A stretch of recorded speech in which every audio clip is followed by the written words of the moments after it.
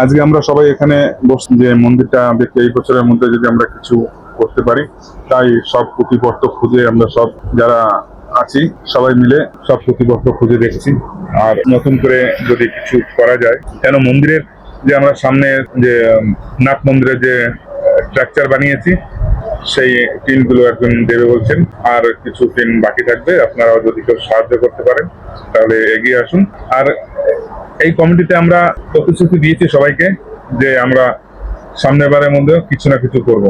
এখন সমস্যা হয়ে গেছে যে সেই পুকুরের সব কিছু রেডি হয়ে গেছে, কিন্তু যিনি রেডি করেছেন আমাদের নিরঞ্জন দাদা সীতানগরের, তিনি অসুস্থ হয়ে পড়েছেন।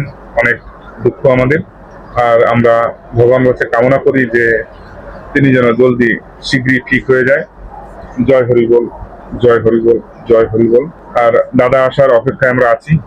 দাদা আসার পরেই আমরা ভালো মতন কাজটা করতে পারবো। কিন্তু কেন সেই জানে যে কত দূর কাজ এগিয়েছে পুকুরের জন্য, সেই কামনা করব।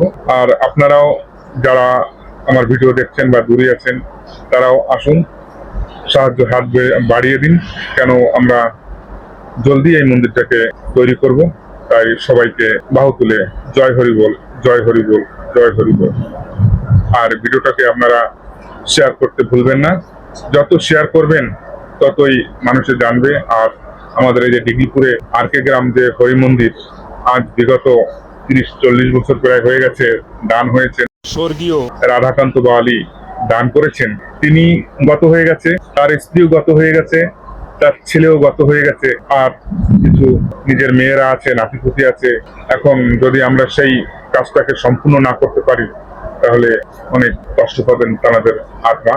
তাই আমরা সবাই মিলে আসুন, সবাই এই মন্দিরের জন্য আবার নতুন করে একটু সাহায্য করি। পুরোনো কথা ভুলে যান। আমরাও অনেক কিছু, এই যে পুঁথিপত্র দেখছেন সব ঘাটাঘাটি হচ্ছে, সব কিছুতে ভুল।